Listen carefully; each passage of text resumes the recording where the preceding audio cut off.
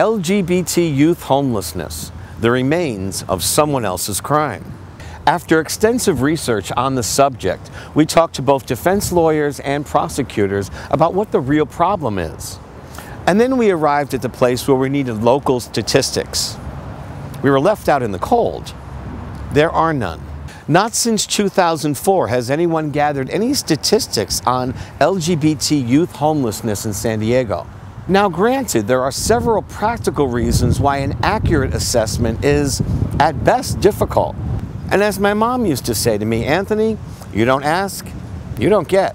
A little like don't ask, don't tell, except with a minor variation.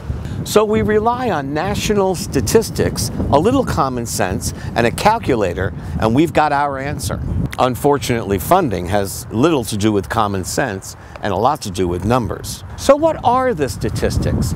The national statistics say that 10% of our entire homeless population are youth, 30 to 40% of which identify as lesbian, gay, bisexual, or transgender. What is newsworthy is the lack of attention that we are paying to the over 5,000 homeless youth that will die on the streets every year due to violence, illness, or suicide. With an 8.6% jump in homelessness in San Diego over the last 2 years, it would only stand to reason that there's been a rise in homelessness with the LGBT community. The numbers that we don't know about are scary.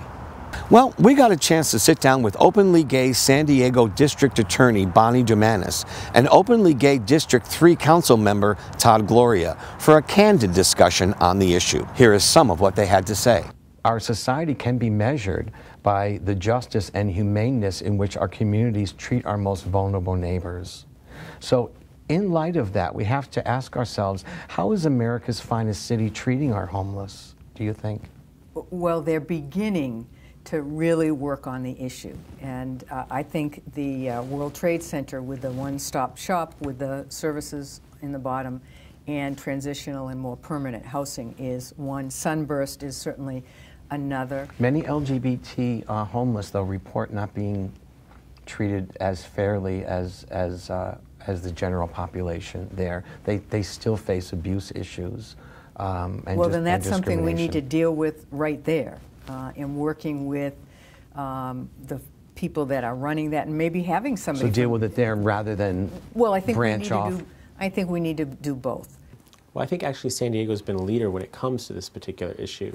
You know, in the early part of the last decade, when I was serving on the board of our San Diego LGBT Community Center, we commissioned a needs study because we had a sense that this was growing as a problem and we wanted to do something about it. Of course, we feel protective of the young people within our own community, but of course we didn't necessarily understand all of their needs. You know, they're not our actual children, and this is, again, a relatively newer phenomenon.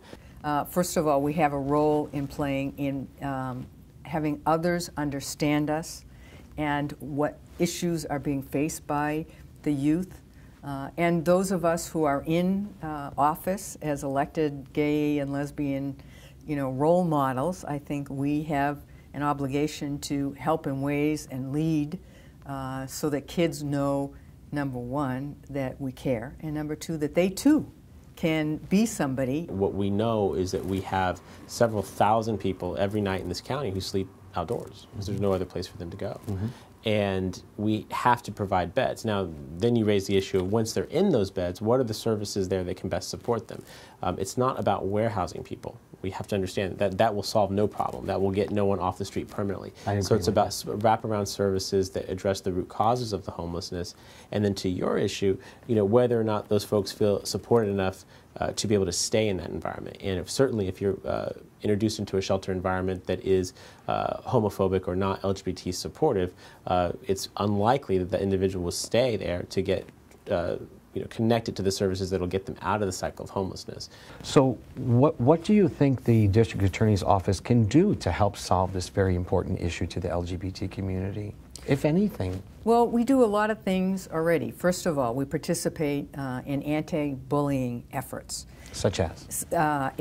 San Diego Unified has a program, and we participate in that, and we participate in educating the public. We actually have a deputy DA who is assigned to do hate crimes And part of what he does is go out and outreach to the community as well, and has been to the LGBT community on many occasions and the community at large, and talks about what a hate crime is against, you know, a group of people. And so LGBT is one of those areas that we see hate crimes on. So educate people about hate crimes, but also educate people not to hate and to try and understand. And we've partnered with all of the colleges to do things, but San Diego Unified Schools has been pretty proactive, and we support that effort. If you could wave a magic wand and just change anything right now as far as LGBT homelessness and the way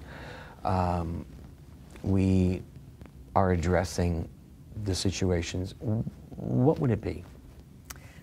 Well, the bottom line is money, and we need to, all of us as a community, I think, work together in leveraging our resources, both at, you know, the federal, there are federal dollars for homeless, and particularly for vulnerable groups, for, you know, state funding, veterans funding, private foundations, as well as individually, you know, giving to that project and doing what we can. The LGBT Center is our center, is where things happen from, and they've done a great job, and they're focused on this, and we all need to wrap our arms around these kids and say, we are family, and we will take care of you.